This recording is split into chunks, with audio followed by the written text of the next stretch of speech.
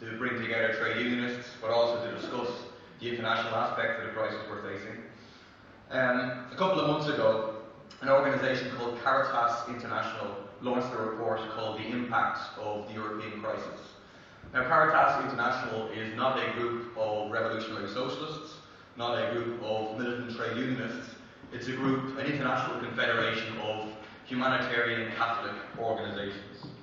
And they set out in a report that's very much worth reading in detail the horrific impact of the crisis, in particular on Greece, Spain, Portugal and Ireland. They set out a picture of mass unemployment, in particular super mass youth unemployment, of growing levels of real poverty, particularly in countries like Greece, and of the tearing up of the basic fabric of our societies. And they conclude that the approach of imposing austerity is not working in economic terms. Simultaneously, it is putting the social cohesion of Europe at risk.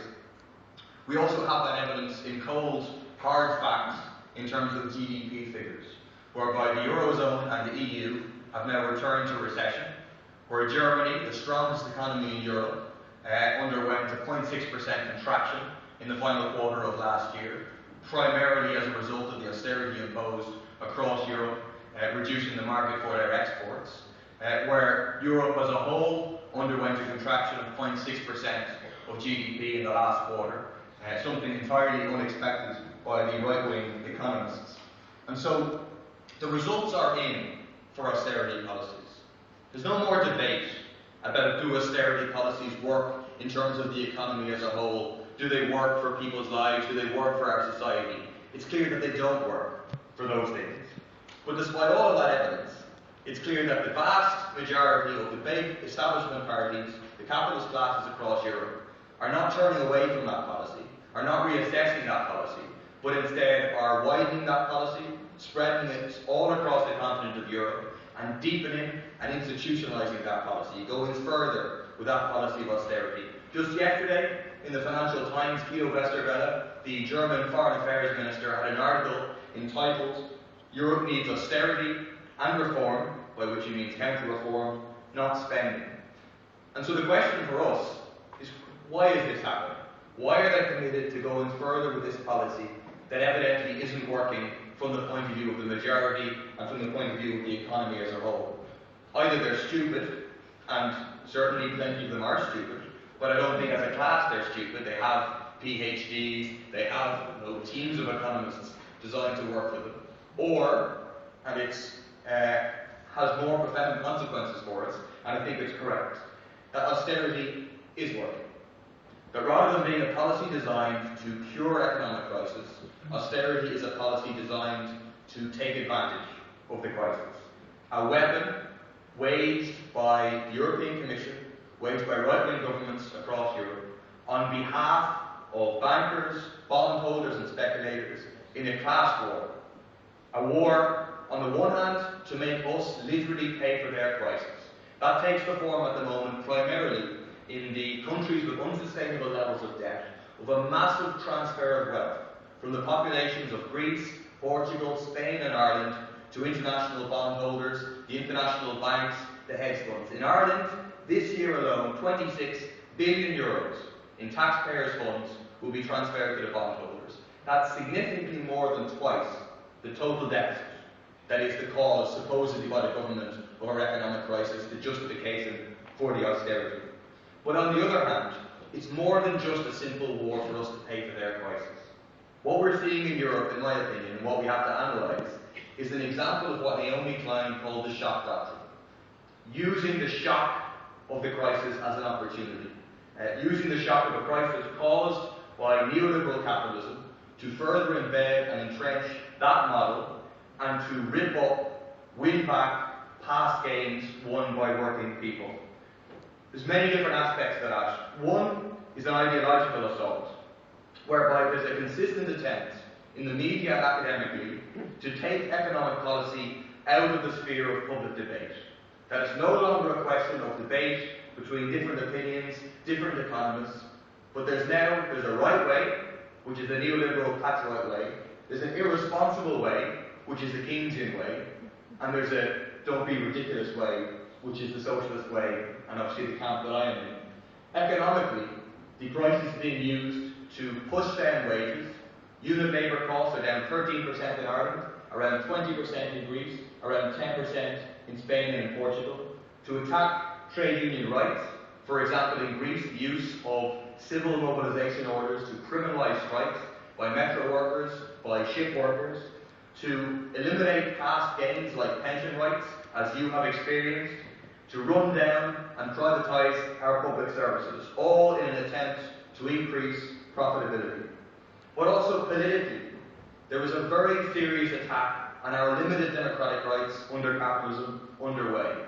We've had, without significant comment, the removal of elected governments in Italy and in Greece, their replacement by governments by bankers, for bankers, with a mandate only from the financial markets, the imposition of Troika rule, in reality financial dictatorships in Greece, Portugal and Ireland, and a very significant process that again is not commented on enough, the fiscal treaty, the so-called six-pack, the so-called two-pack, a significant shift of power from elected governments to the unelected European Commission, an unelected and unaccountable European Central Bank, and a writing of Thatcherite policies into law whereby countries are subject to massive fines if they don't implement them.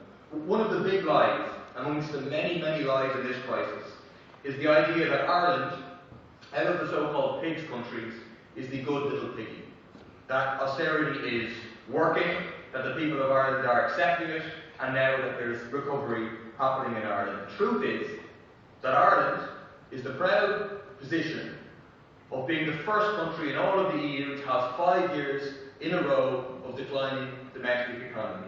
The truth is that wages have been slashed in the public sector by up to 20%, in the private sector by 10%. The truth is that the GDP figures that they talk about, which indicate a minimal level of growth, don't reflect a real growth in the economy, but instead reflect exports by a multinational sector that is somewhat disconnected from the rest of the economy.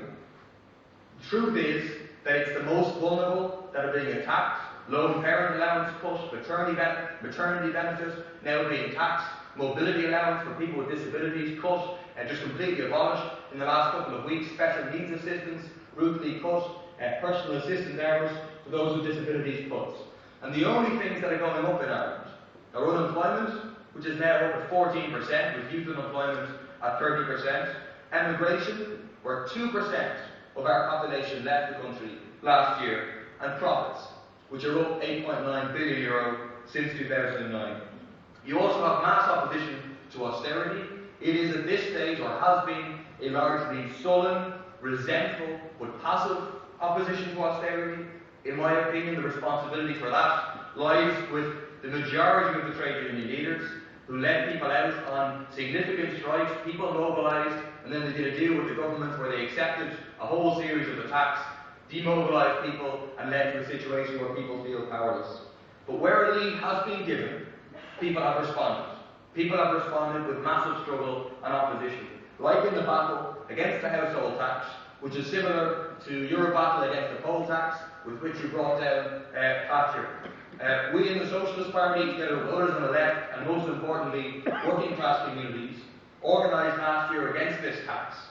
Tens of thousands of people attending meetings across the country, tens of thousands of people attending protests, but most importantly, a campaign of mass non-payment. That despite all of the propaganda, all of the scaremongering, all of the fear, still has 50% of people refusing to pay. This year they've changed it to a property tax, increased it. Now it'll be €200 this year for ordinary working class families, €400 next year, giving power to revenue to take it from people's wages. But we're throwing all our resources into that because we think it can be defeated, and it'll be the catalyst for a broader battle against austerity, because people aren't in it because it's a single issue. They're in it because it's their weapon to fight against the bank bailouts, against austerity. I think in each of our countries, we have the responsibility to build the most effective, most militant fight back against austerity. In that respect, I'd like to pay tribute to and express my full support and solidarity with the PCS action in the coming week. The context of the battles we face is still primarily a national context. You have a different tempo of struggle, a different series of attacks in the different countries. And we have to build the best possible resistance. However, lots of national battles alone is insufficient, because it doesn't recognise the reality that what we're facing here is a coordinated attack. That's the role of the European Commission. That's its purpose from the point of view of the capitalist classes in Europe. And so we need to respond with united action. The 14th of November last year was an extremely important moment. It represents a potential turning point, where you had general or partial strike action in Greece, Spain, Portugal, Cyprus, Italy, and Malta. But it has to be built up.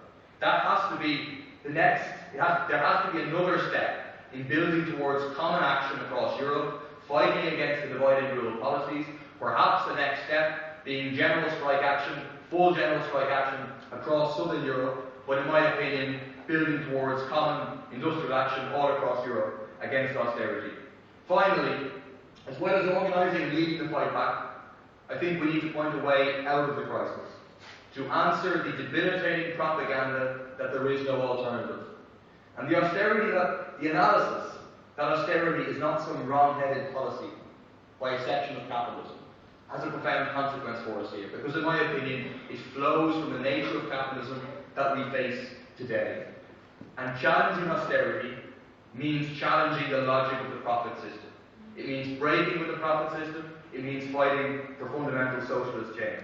It means repudiation of the debt for those countries with unsustainable levels of debt, saying that this is not our debt, we cannot afford to pay this debt, and we refuse to accept that our societies are destroyed to satisfy the hunger and the greed of the financial markets. It means tackling the real crisis that is unspoken of, which is the massive collapse of investment in all of our economies across Europe, the vast majority of which is accounted by the private sector. There was a recent report by McKinsey Consultants, again no revolutionaries, who said that the collapse of private sector investment between 2007 and 2011 is 350 billion euros. That's 20 times the fall in consumer spending. That's 4 times the total collapse in GDP. And they try to say that this is our crisis. At the same time, profits are going up. So what's happening? There's a massive hoarding of wealth. The same report says 750 billion euros in excess cash holdings in listed European companies in Europe. It's simply unacceptable for that wealth to be left idle when there's 26 million workers across Europe in enforced idleness. It should be taken into public ownership. It should be used for massive programs of public works to get people back to work. Thirdly, we have to say enough of the dictatorship of the financial markets, of running our societies in the interest of the banks, the hedge funds, the financial institutions. The only way to end that dictatorship is to take them into public ownership, to turn them into public utilities under democratic control, to use their vast resources in the interest of society rather than the other way around. And then finally, we simply cannot afford to leave these key decisions about investment, about our economies, in the hands of the 1%, in the hands of the ultra-rich.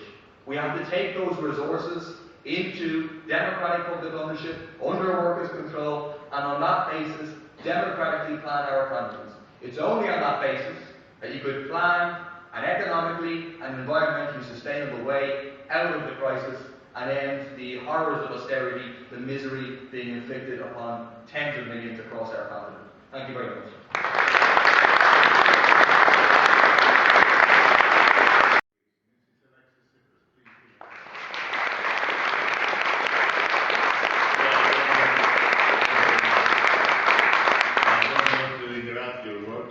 I just want to thank you for your solidarity to Greek people. We've had a conversation, a very useful conversation with the leadership of trade union in Britain. And I think that the common conclusion is that Greek people, the labour class in Greece, and the labour class in all Europe, Greek workers and British workers, all the European workers, will have nothing to share, but will have common interest to fight together against austerity policies. So Greece now is under a humanitarian crisis after 5 consecutive years of recession. And we believe that we must stop this disaster in Greece, and we must stop the spreading of this policy in whole Europe. So I believe that your help will be very useful and very important for us. Your solidarity will be very important for Greek people. And I want to thank you a lot for your efforts. Thank you very much.